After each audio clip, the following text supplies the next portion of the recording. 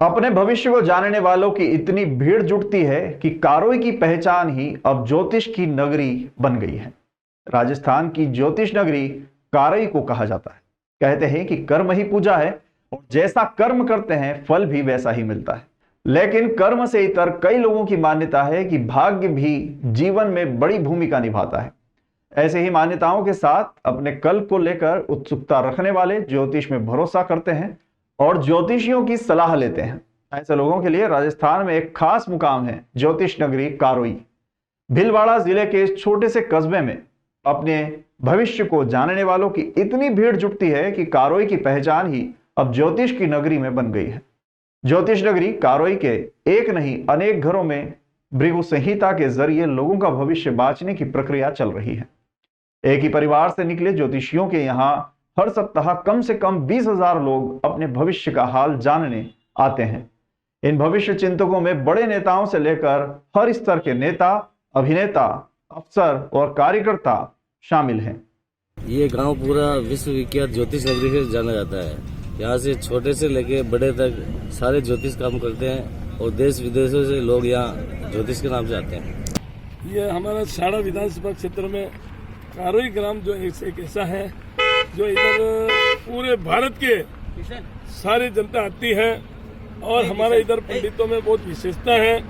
ये जो लोग बोलते हैं उन पे जनता ट्रस्ट करती है और सबका काम होता है, तभी लोग बाहर से आ रहे हैं और हजारों की संख्या में इधर आ रहे हैं। सवेरे आते हैं, शाम तक उनका नंबर लगता है। कुल सही फरमा रहे 400 के ऊपर ही सीट आएगी। इस टाइम में भारतीय जनता पार्टी मोदी जी की जो योजना है बहुत बढ़िया चल रही है, पूरे भारत में चल रही है। ऐसी योजना इतिहास में पहले कभी नहीं चली थी।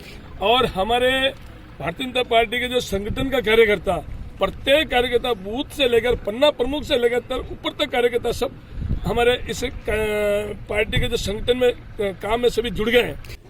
सर ऐसा है कि ज्योतिष को लंबे टाइम से हम करते आ रहे हैं, जो प्रामाणिकता के साथ करते हैं, कोशिश करते हैं। जैसे विज्ञान अपना रिसर्च करती है, साइंटिस्ट एक रिसर्च करता है, उसी प्रकार हम भी प्रयास करते हैं।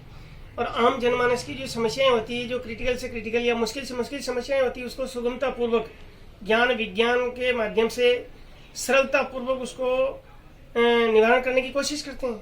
और इसी की वजह से लंबे समय से करते रहे हैं, तो उसकी वजह से इसमें धीरे धीरे प्रामाणिकता बढ़ती गई, जनता विश्वास करती गई।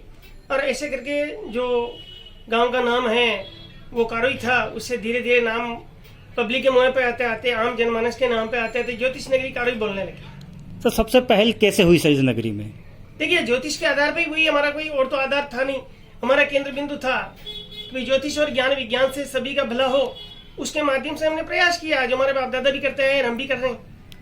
ये हमारी बेरोजगारी से कोई लेना देना नहीं। हम भी कर सकते हैं बड़े बड़े काम। राजनेता जब घर भर सकते हैं, हम भी वैसा कर सकते हैं, क्यों नहीं कर सकते हैं? और भी काम हमारे पास ढेर सारे काम है। हम भी पढ़ लिख के बैठे हैं, तो फिर हम दूसरा काम भी कर सकते हैं। तो हमारे कर्म को हमने प्रधानता दी। हमारे बाकी भाई हैं, सब अपना बिजनेस कर रहे हैं, इसमें कोई संशय नहीं है। छोटे छोटे बच्चे भी सर आपके इसमें लगे हुए हैं सर, वो भी काफी अच्छा है। उसका मूल कारण है कि हम उसको जड़ से ही प्रारंभ करते हैं, बीज बोते हैं। बीज से धीरे धीरे वो पौधा बनता है, पौधे से बड़ा वृक्ष हो जाता है। तो जैसे जैसे उसको बचपन से ज्ञान देंगे, संस्कार देंगे, तब तो आगे बढ़ करके हिंदुस्तान के लिए कुछ कर पाएंगे।